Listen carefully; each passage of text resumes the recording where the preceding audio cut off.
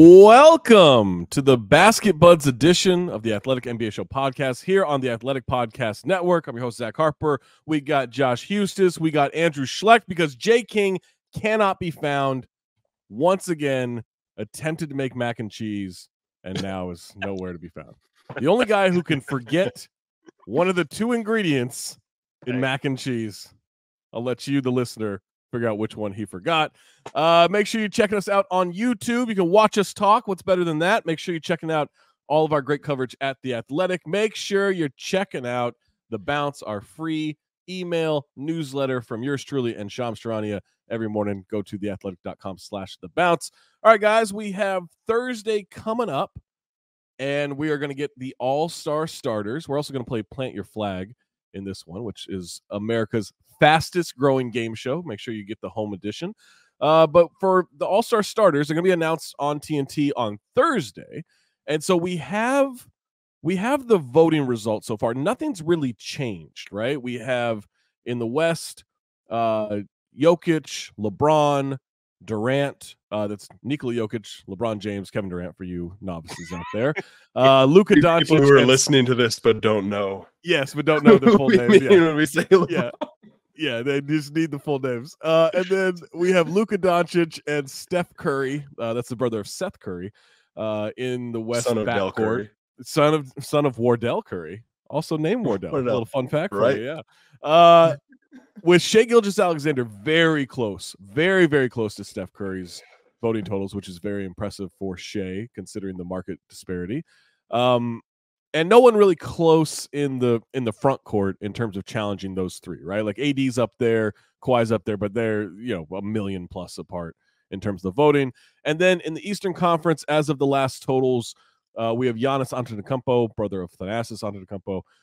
We have Joel Embiid. We have Jason Tatum in the front court. And then it was Tyrese Halliburton leading the guards and Trae Young and Damian Lillard having a nice little battle there. But Trae Young is in the lead as of the last voting return. So let's talk about who we think should be an all-star starter and who we think will be an all-star starter. Reminder, the fan vote is just 50% of it. The media voted by Saturday night. I was a part of that vote, so I can tell you who I voted for, and then that's 25% of it. And then the players will vote for 25% of it. And before we get to any of our predictions, Josh, how much do the players take this seriously when voting for all-star starters? 0. That's how you get like a Bryce 0, Johnson. because we would get the vote. Yeah. Well, yeah, you'd vote. It would always be.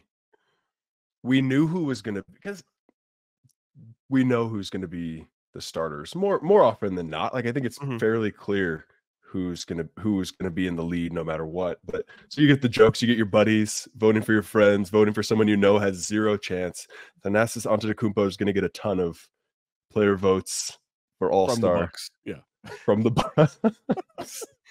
That's just how I was gonna say you're not gonna get paid next week if you don't no. Here's how you know it's not serious. That's 4 guys voted for Chet last year.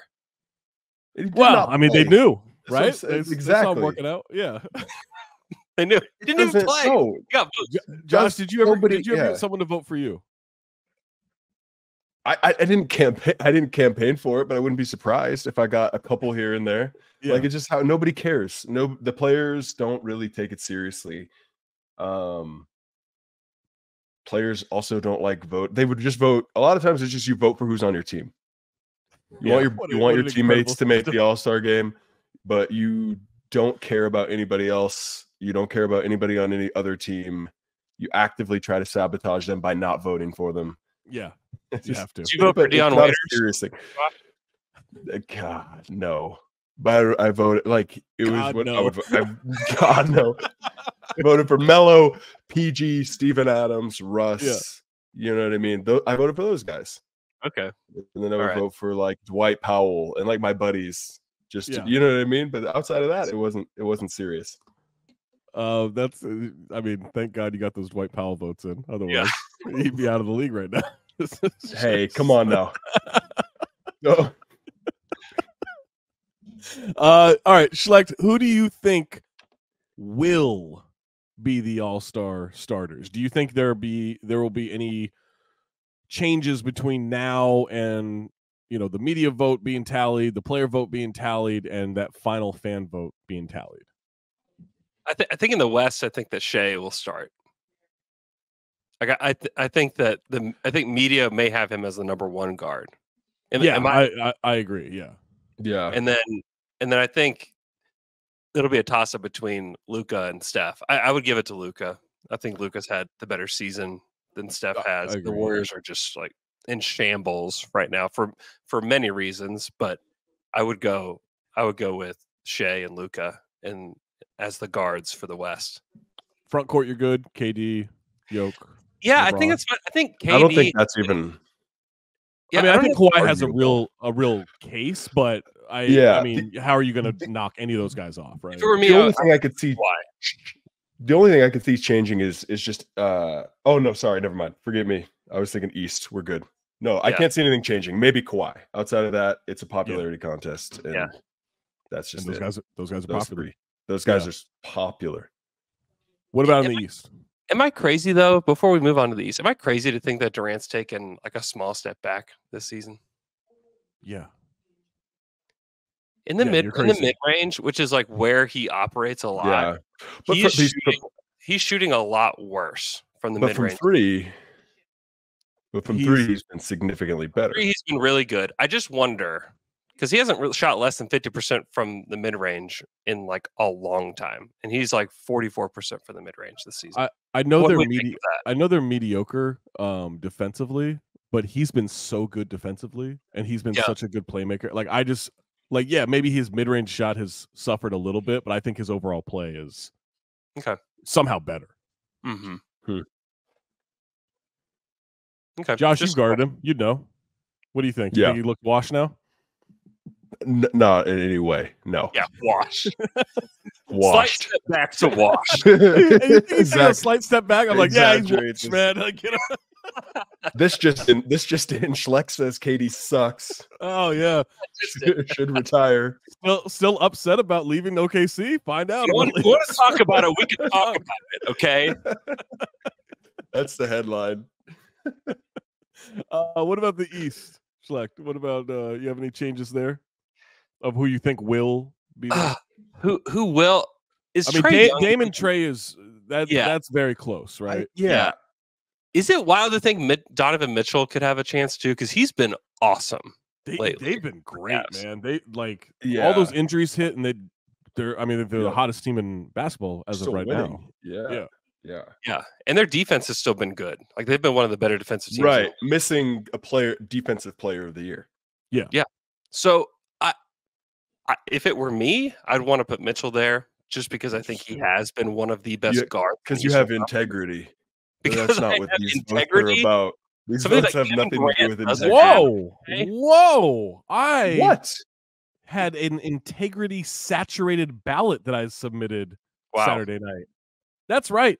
I took my time out of my Saturday evening to vote with integrity, Josh. Thank you very much. I was watching time away from when I got reminded that there was a deadline that night. Exactly. But clearly took it very seriously. Integrity. Shout out to Mark Broussard from the NBA for being like, "Yo, get this in." You have integrity, and you want to give it to the guy that truly deserves it. No, that's not how this works. Oh, shoot! Unfortunately, that's how we were gonna do this. In a perfect world, that'd be great. Do you guys have any changes?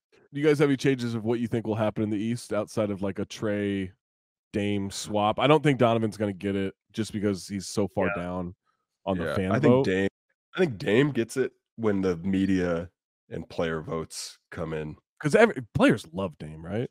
They do, and people have like things against Trey. I feel like especially in media and amongst players more so than they do Dame. Who doesn't love Dame? Yeah, I mean, it's funny, like, whenever he talks about, well, this is awesome. Oh, no, it has been recorded. I don't know what's going on with my record right now. Sorry about this, guys. Whenever Dame is, like, talking about scrutiny, I'm like, you're the most Teflon player out there. No one talks bad about Dame, right? Until like a little bit of like the trade request stuff, but it was like you're clutch, but you don't win in the playoffs, right? But no one holds that against you. Like you're clutch in the regular season, you don't play any defense, no one cares. He just puts up monster numbers. Led a pretty good Blazers team that probably maxed out what they could do, and that was it. Like there was no like oh, we need to hold this guy's feet to the fire. And I'm not even saying they should, but it's just funny to me that like he's occasionally talked about scrutiny, and so I'm like, what scrutiny? Like you're completely Teflon. Like no one goes after Dame. Yeah. I think it's fair. Are the Bucks the team that we think deserves to have 2 all-star starters of any other team in the league? Their record's good, man. I know their record's good, but it doesn't feel like this is a great team, but their record is great. Right. Their record says it, but the vibe is weird around the team. Amongst the fan base itself. Yeah. Like it's like, man, this has been one of their best starts ever. Mm-hmm. And yet, like the fan base is like, doesn't feel right. And Bucks fans like, I don't know about this coach. Well, I don't know about this depth. I don't know if it's Chris Middleton alive. Like, I don't know what's going on. Mm-hmm. It feels like every win is just scratched and clawed for. Like nothing just seems easy. Like wins they have to work so hard for, and then when they lose, they're losing to bad teams by a lot. Right. Yeah. Yeah. I mean, their point differential shows that like Phillies is more than double what their point differential is. They have to work way harder to achieve the same result. Mm-hmm. Just doesn't seem as easy as it used to. Other thing I could see is Embiid not starting just purely because of injury, just choosing not to participate. Yeah, I mean, yes, but he may just not participate. Yeah. Do you think he would do it as like a rest situation or as like a protest of he might not hit the minimum games played to be an MVP? It's crazy. Like he's missed 10 games, I think, as of this record. Like he's got 7 left. I know that he can miss. Yeah. We won't talk about MVP, but that's the conversation where it's to me, it's Shea can win the MVP as long as Embiid doesn't qualify. Yeah. Right. Yeah. I think he's the best season of anybody. Like I think he should be like the number 1 all-star starter in the East. I think he's been amazing. It's a tough year to be the first time we do this rule. Yeah. Because he has been unbelievable. I think I saw like he's missed like 19 fourth quarters this year. Or something like that. Something ridiculous like that. Like because they've just been right. Yeah. Oh, yeah, they just dominate. So that calls into question the value. Do we think that he stole KD's mid-range jumper? He knows this is a Thunderstruck 2 situation.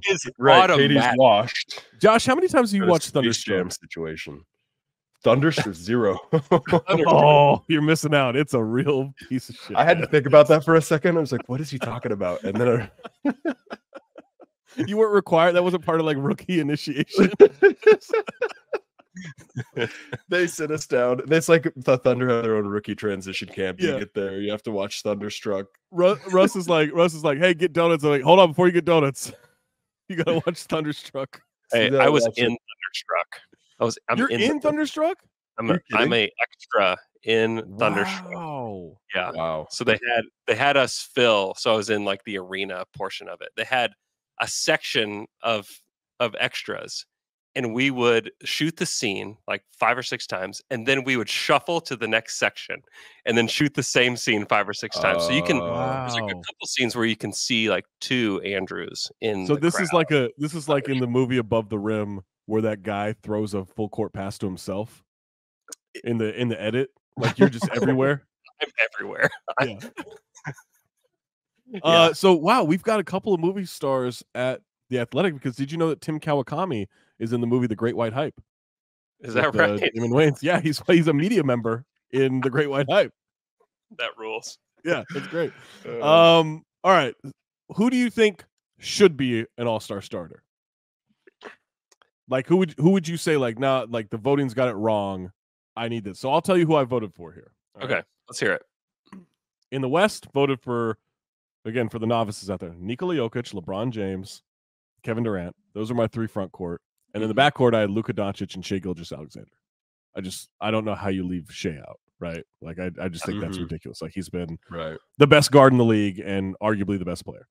In the East, Giannis, Embiid, Tatum, and then I went Tyrese Halliburton, and I said Jalen Brunson. I think it's ridiculous that Jalen Brunson is not right there with Trae Young and Damian Lillard. For sure. And you guys mentioned Donovan Mitchell earlier. That's another great call. Like, I think those guys should all be within shouting distance of each other for the fan vote, at least. It's crazy to me that Jalen Brunson doesn't have anything close to the votes. Yeah. Right. What do we make of that with the Knicks? I mean, the Knicks are one of the biggest teams in the world, right? I got a lot of questions about this fan voting totals. Yeah. Stuff. Like, I don't know. He's like Jalen Brunson in the biggest market has like a third of the votes of Shai Gilgeous-Alexander, who's in the second or third smallest market. Yeah. Right. Like, sure, maybe Canada's showing up here and voting, but like that can't be enough. We've had Canadian players before. Like, that doesn't make sense to me that Jalen Brunson is so far down on votes. That's crazy to me. Yeah, it's bizarre. Well, to me, who are the fans that vote? Are the fans that vote the people that actually know and really focus and pay attention to basketball?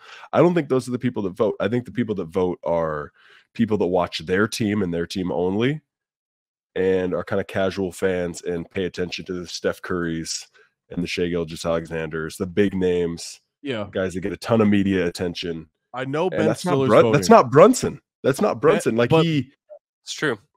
I don't think casual fans know who Jalen Brunson is. Really? And those are the people that vote, because I feel like people that take it seriously don't hop on their phone and max out their voting on the 3 times voting days. And he's been so good in the playoffs for 2 different teams in 2 different big markets. I'm not arguing that, but that's not the people that are. No, I know, but I'm saying, like, to that. When you say the casual fan doesn't really know who he is, I'm not saying you're wrong. I just, like, it's crazy to me. Like, we've seen him be great in the playoffs in Dallas, and we've seen him be great in the playoffs in New York. And to me, like, that should be enough, you know? Knicks have been bad for so long that people don't pay attention outside of New York. But also, like, when was like the last like Jalen Brunson TikTok clip of him playing that you're just exactly. Watch out. Look, 100%. And someone put a supercut of him to go viral. Like, someone needs to put like a TikTok supercut together of him pivoting. You tell me you can't set that to some music and go viral? Come on. I think fans may know who he is, but I don't think they know how good he is. No, I guess. No, and I do think it's a popularity contest, because you look at Kawhi Leonard. Like, should Kawhi be below Anthony Davis and that far below Kevin Durant? Well, he's never talked. No, that's what I'm saying, though. Yeah, that's what it's about, is the popularity, the fame, all those things, the marketability. It's the marketability that gets you votes in the fan returns. Yeah. Man, it's just like, you know, obviously Steph Curry's a different story, but like, Steph got all that attention because it was like, oh, he's small, even though he's like 6'3", 6'4". Like, it's like, oh, he's a small guy. Yeah, I know. And you know, and I saw a picture of him next to Kevin Hart the other day. It's hilarious. Oh my God. That was. Did you see that? I knew Kevin Hart was short, but I saw that video of that, whatever that photo shoot was. I was like, oh my God. Yeah, either Steph is 7 feet like tall. Wemby. Yeah. Or Kevin Hart is miniature. Like 4'11", yeah. No, that was crazy. But like, Jalen Brunson is an actual short person, right? He's like, I know he's listed at 6'2". That dude, but he's not pulling from 35 feet. Yeah, I guess. Yeah. Again, I don't know. It's like the TikTok is there clips of him, you know, exactly. Like and that's how you know if like guys are popular. Like, are they clippable? You know, like, that's players. That's literally how stand-up comics are being booked now for like. For comedy show. Like, I have a friend who's a very successful stand-up comic, and he had to start putting stuff on TikTok because that's the way you get booked. Yeah. And like, what's it? Matt Rife, right? Like, he got famous on TikTok, and he's horrible at stand-up comedy, but he got famous. Yeah, right. Because his crowd work went viral on TikTok. Right, which is how you know a comedian's not any good is if all their clips are crowd work. That's how you know that. Here's like another example is like Domantas Sabonis is having a really good season. Yes. He's not hardly gotten any votes. And it's not, and I think Şengün's had an awesome season too, but not to have 1 million more votes. They're not flashy. But that's where at least market size makes sense, right? Sacramento, super small market. Houston's a big market. Sure. But a million? Yeah. No, I mean, you're right. Yeah. No, look, I mean, I don't think Shea should have. Şengün's clippable. Şengün is clippable. People are going to know, like, as he continues to play, people are going to know his name more and more because of the way he plays the game. Sneaky he's an outlier, guy, by the way. Sneaky poster guy. Like, he dunks on a lot of people. Yes. Very clippable. Yes. Yeah, very clippable. Very TikTokable. Right. For sure. Yeah. All right, let's move on to the game show that has swept the nation. Josh's favorite game show graphic. It's time for Plant Your Flag.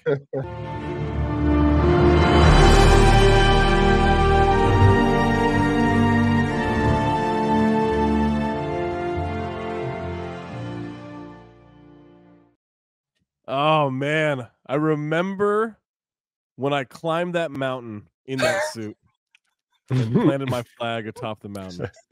Oh, what an afternoon that was, you know? Just a little light work.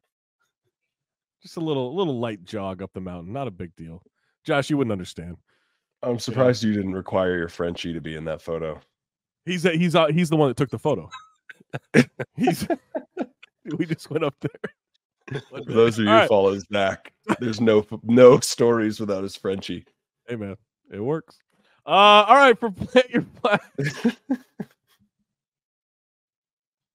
This is the game where we got two options. You pick one. That's all it is. You just plant your flag on one. That's where you're gonna. Here's where Jay would ask you to clarify. What's a flag? Are you talking Cooper flag? Now, plant. When you say plant, like what kind of plant? Like, are we like a house plant? I'm not allowed to have house plants. I'll kill them. The rockets. I overwater. They're so good. I like this Jay King impersonation of Josh. It's pretty good. All right, time to plant your flag. Teams that will make it further in the playoffs or play-in tournament. So we start off. I'm actually going to go in reverse order here, okay? I think this last one's the best one. Who will make it further? Plant your flag, Josh. The Orlando Magic or those red-hot Chicago Bulls? The Magic. I don't believe in the Bulls. Don't believe at all. I don't believe in the Bulls. I don't believe they exist. They don't believe they exist. I think it is a government conspiracy. Wow. To convince us that the Bulls are still a team. Wow. Those weren't even real boos for the Krause widow. Those are just. Oh man. Oh no. So you got the Magic going. Now, is this because you think the Magic will be a play-in team and advance, or you think they'll make the top 6 and the Bulls won't? I think that they will. I think they will be a play-in team and advance. I think the playoffs are a weird thing, man. Like it becomes this. It's not good enough to be really good offensively, and it's not good enough to be really good defensively anymore. When you get to that level and when you get to that point in the season, it has to be this balance of being able to put the ball in the basket, but also being able to get stops because teams have time to prepare. Teams have more time to scout, take it seriously. Everybody's rested. Everybody, buys into game plan a little bit more. And I just think the Magic have that better balance. I think that they are better defensively. I think that they are better offensively. Are either great? No. I've been kind of, and I think you would agree, Zach, you've been kind of disappointed in the Magic. I had a lot of high hopes for them. Yeah, they've been pretty rough the last couple of weeks. Yeah. Good win against Miami on Sunday, but yeah, they've regressed a little bit. Right. But I still think they're better than the Bulls. Yeah, I still, for whatever reason, I don't trust the Bulls for anything, even when they've been good. Schleck, exactly. Plant your flag. Magic or Bulls? Hear me out. I'm going to go Bulls because I think this team is I think both are in the play-in. And I think that it's hard to score down the stretch of games. And I think the Magic are pretty ill-equipped. to score at the end of games. They've been one of the worst fourth quarter teams in the league this season. And the Bulls have been like sneaky pretty good in the fourth quarters. They're not great, but they have the 11th best net rating in the fourth quarters. And they have guys that like can score in the fourth quarter. I hate this opinion. I'll just let you know that. I think it's offensive. As someone who backed the Orlando Magic all last year and this year, I hate it. When it comes down to one game, though, in the play-in, like anything can happen. Anything can happen. But give me the guys that I know for sure that I feel a little bit better about them scoring in the fourth quarter than I do Orlando. I hate it. I'm going Orlando. Obviously, I love the Magic. I'm gonna stick with them. I'm never going to. I'm never gonna jump from that wagon. All right, plant your flag. Schlecht, the Jazz or the Rockets? God, this Jazz team is so weird. This is like one of the weirdest stories that has happened in a long time with the team, because it's not like, oh man, now they're like young guys are coming together. Things are just looking better for this team. It is strange, like the lineups that they put out there that have just like somehow worked. It's honestly a little confusing, but they've been amazing lately, and they've been like resurrecting careers here in Utah with guys like Chris Dunn, who's like suddenly just incredibly important to the way that they play. Markkanen's been awesome. John Collins has come in and is like, as a starter, has been really good for them. I think I'm gonna go. Yeah, Sexton has been amazing. I think I'm going to go with Utah in this moment. And some of this is recency bias and that the Jazz have been amazing. Yeah. And the Rockets kind of fallen short a little bit. Yeah, they've been in a bit of a slump recently, which is fine. Like they've still taken a big step forward from where they were. They've also had a really tough schedule recently. The schedule's been tough. I love the coaching that's going on in Utah right now as well. Like you watch them play, like Will Hardy just has them playing like really good offensive basketball. You can tell he's got an open door policy. Like he's just the door's always open in Utah. I like their team. I think Markkanen's a straight up star. That dude is amazing. He should be an all-star. Yeah. I don't care. Like I don't care who's got another guy knocked off. Like he's an all-star. Yeah, he's been amazing. So I think I lean Utah, but some of that is just because some of the youth that plays a lot for Houston, I think is going to drag them down a little bit, and they could end up missing the play-in entirely. I think Utah could take a step in and be a play-in team this season. Josh, this was a tough one for me. I think I'm going to agree with Schlecht on it being Utah, and I do think it comes down to the youth in Houston kind of dragging them a little bit when it gets to that point. I think that guys like Sexton and Clarkson and Dunn have, I think, a little bit more of what it takes to win in that situation, in like a play-in or playoff situation, than guys in Houston. But it's tough because Şengün, I love Şengün, and he's so good. He's really good. And offensively and defensively, the Rockets aren't bad. Defensively, they're great. Yeah, I know. So it's difficult. Yeah. But again, the recency bias is tough to overcome with this Jazz team. Like, is it real? Is what's happening real, or is it just this kind of thing that's, the things are just kind of clicking right now, but we're going to go back to our down to earth here. I'm about to spit in the face of recency bias. I'm saying neither. I'm planting my flag with the Warriors. Yeah. I can knock them both out. There's no reason to believe in the Warriors right now. I think they suck, but I'm gonna, we gotta get Steph Curry in the playing tournament. This is 100%. It's clickbait, baby. Click it. Is this also just that Josh's preseason prediction is wrong? What's that? Is this also so that Josh's preseason prediction is wrong? Yeah, I can't wants me to be wrong. Yeah, that's all this is. No offense to the Jazz and the Rockets. It would actually be great because if the Warriors knock them both down, it would also make Jay wrong.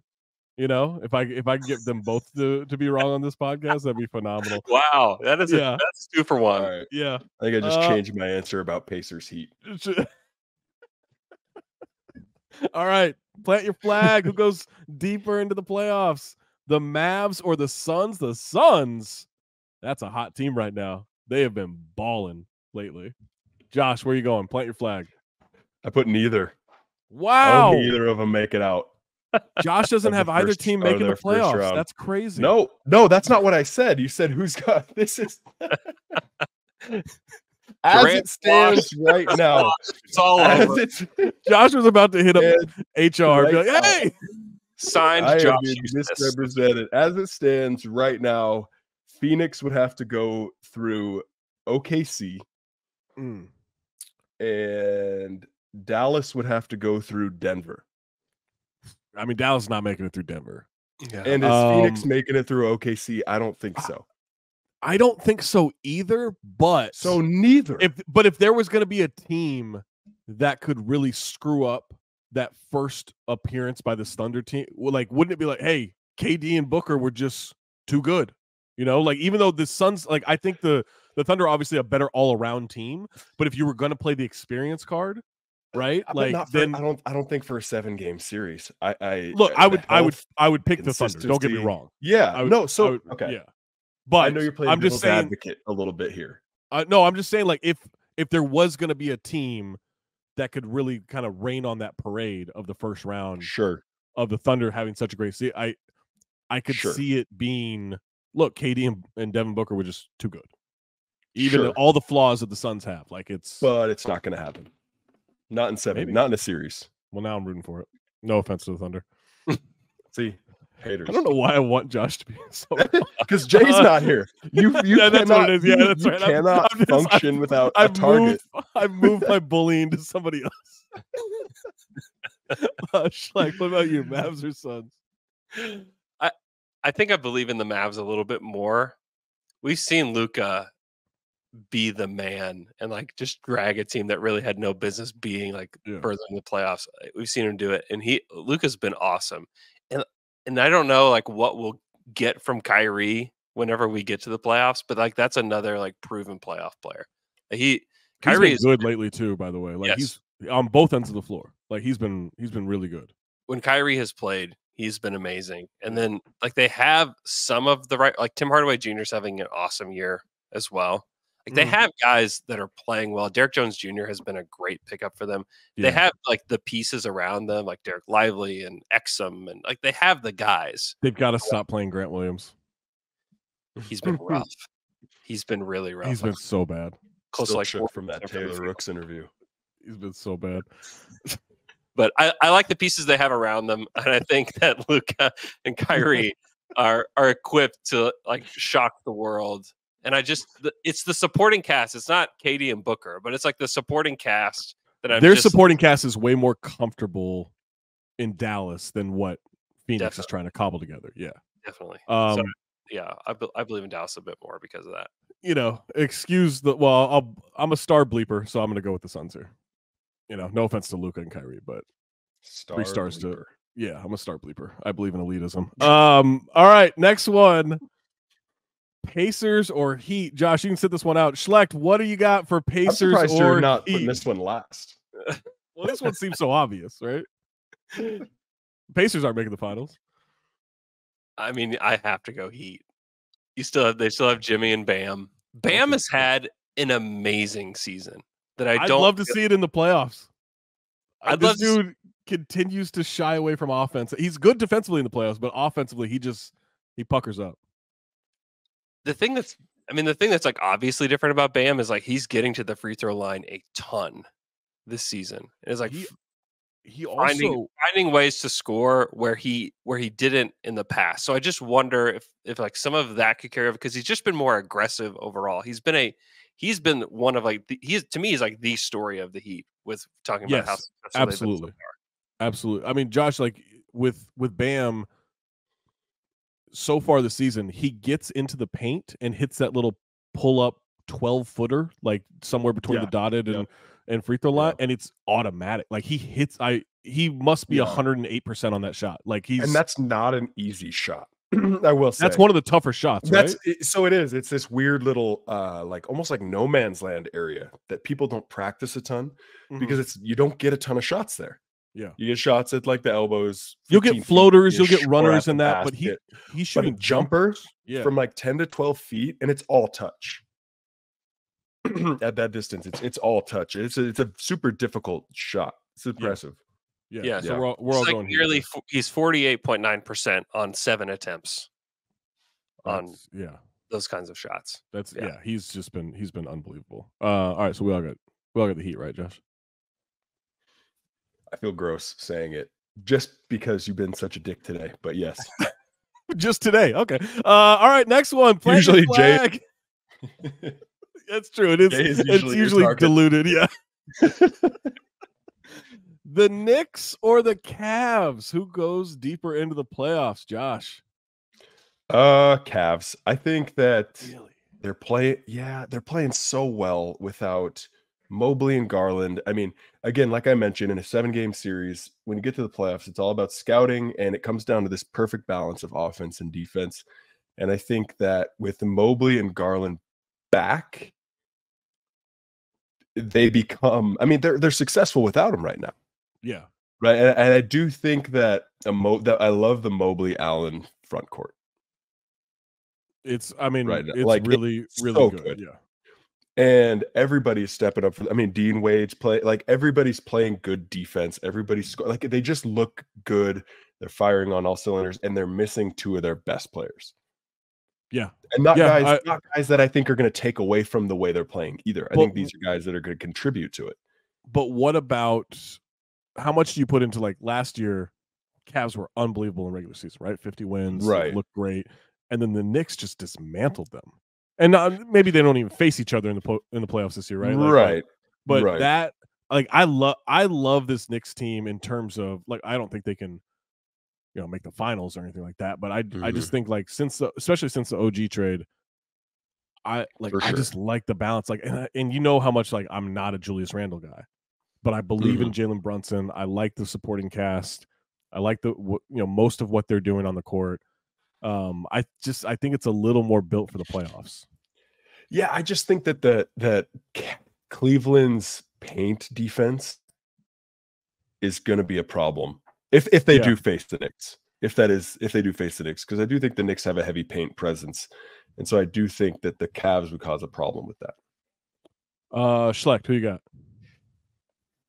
I like the Cavs roster so much more than I like the Knicks roster. But I do worry with that playoff series, JV Bickerstaff just felt like he was a bit over his head in that situation. And for all the hand wringing about Thibodeau that happens, Thibodeau's going to be prepared for a playoff series. Yeah. And so that is why I lean the Knicks, just because I think that I think the Knicks roster is better than it was last year. For sure. And so I lean Knicks.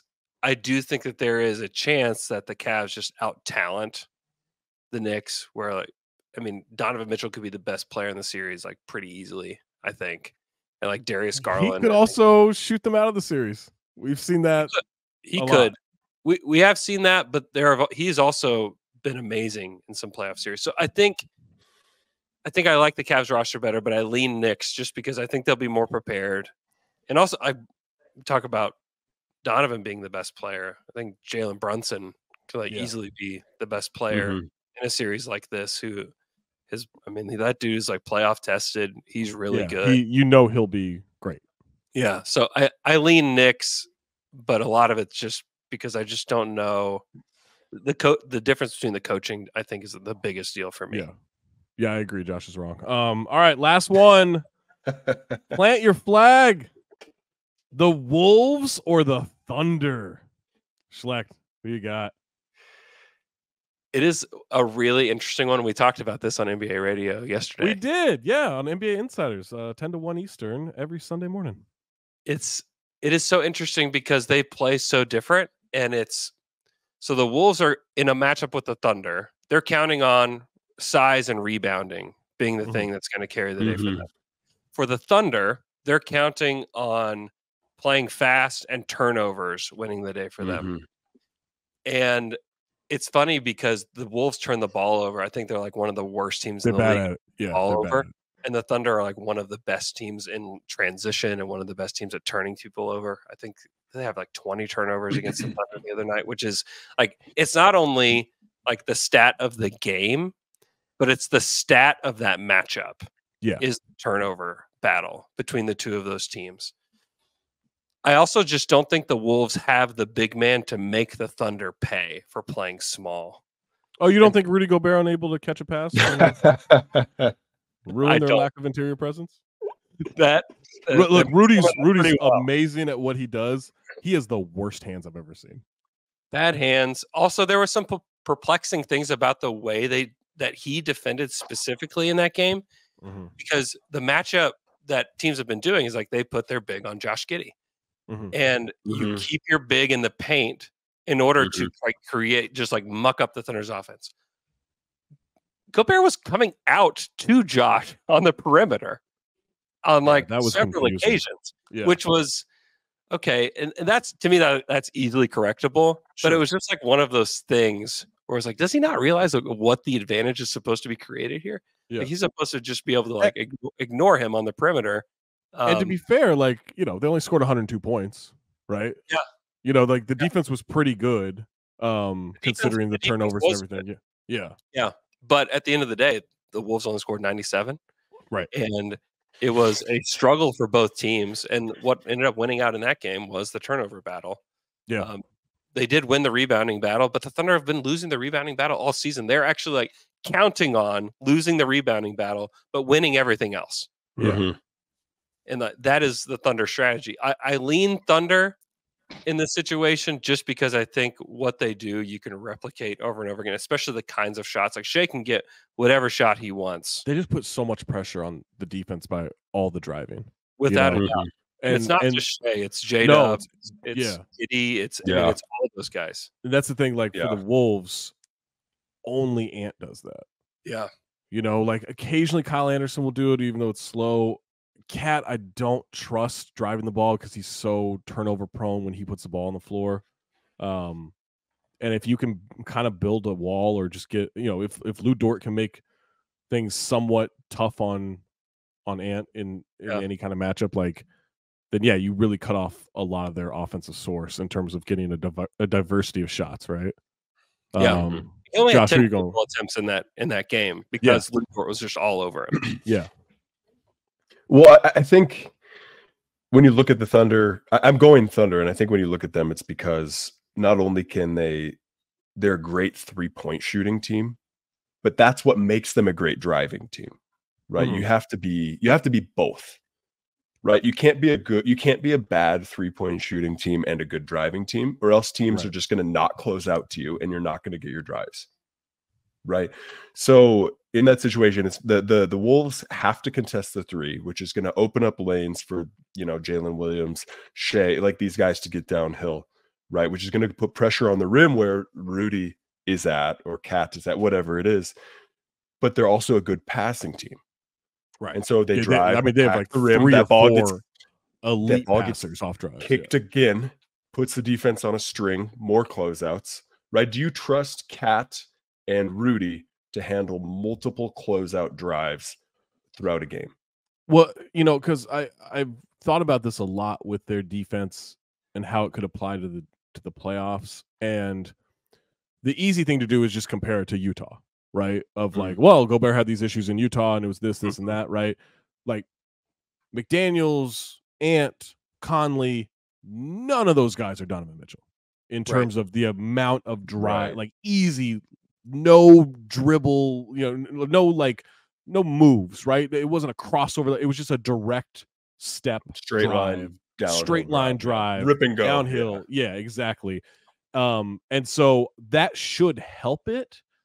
But the X factor there is like, are you going to get Cat, you know, playing conservative defense? Because I think his issue is he goes for like highlight plays on defense all the time, right? He goes for the big block when you don't need to do it. Like he puts people out of position, his teammates out of position on the boards and stuff like that by doing that stuff. He goes for a steal when he doesn't need to, and now you have a sloppy closeout and a direct drive, right? Like Cat will be the key to how that defense holds up in a postseason series. I think I'm gonna lean a little bit to the Wolves. There's not great experience, but there's some experience, and I'm not trying to make a knock on the Thunder here. I just think I want to see how they handle that pressure. Yeah. We also need to see how the Wolves handle it. The Wolves will be a favorite this time, and haven't been a favorite in a playoff series since 2004, right? This group was I know Kat thinks they won the championship because they played Denver kind of tough and made it through the play-in tournament, but that's not really. They don't really have experience, so you need to see the experience for the Wolves too. I'm going to lean slightly towards them, but I don't feel great about it. I think the Thunder are a better team. There's no experience to go off of yet. If that makes sense. Yeah, it makes total sense. I mean, their core guys have not played a playoff series together yet. Yeah, actually, now that I changed, I'm taking the flag out. I'm planting it for the Thunder. I've already changed my mind. Listen, there's these stats. I was reading these today on my show Down to Dunk about the Thunder scoring in the restricted area. You know, Shea is shooting 71.8% in the restricted area this season. That's stupid. On 6.5 attempts. That's better than a lot of it's better than Jokic. Yeah. That's like DeAndre Jordan on the Clippers. Efficiency. That's what the last years. Yeah. Chet's 75% at the hoop this season. And even J-Dub. J-Dub is 68.8%. That's high. Yeah. I mean, those three, not only are they dynamic scorers, from three and then in the mid-range, but when they get to the hoop, they are going to score. That's a real problem for the Wolves then in that type of matchup. You have to be really sound, and you have to find ways to let Rudy just be around the basket the whole time. Because Rudy can't change that. He can't, sure, but if there's three players that are 68% and above inside the restricted area, that's tough. That's a lot of threats. It's tough if it's one, right? It's tough if it's one. That's a lot. That's a lot to handle. Yeah. And can Rudy keep up with the speed of the Thunder throughout an entire playoff series? No, that's why I changed the planting of the flag. I know. Yeah. Yeah. I can't. Zero integrity. Back. What are you talking about? That's the most integrity. No, you just waffle, so you don't stick with. I didn't waffle. I reconsidered, and the lack of integrity would be me saying, "Hey, you know what? Even though I don't believe this, I'm going to stick with this because that's what I said." No, I'm not Jay King. So you're telling me there's never been a time you have said something and stuck with it, even though you don't believe it. Heat and Six, baby. Make sure you're checking out the bounce. Make sure you're checking out the Athletic, best coverage of sports on the internet. Make sure you subscribe to the YouTube page. Leave a comment. Make it, somewhat nice. You can talk shit about Josh. I don't care. Make it somewhat nice. Give us 5 stars. Subscribe. Do all this stuff. Smash that subscribe button. Okay, we'll remember those words. For Josh said, I need Jay back. For Josh Eustace, Andrew Schleck, Dave DeFore, I'm Zach Harper. Keep it locked on the Athletic.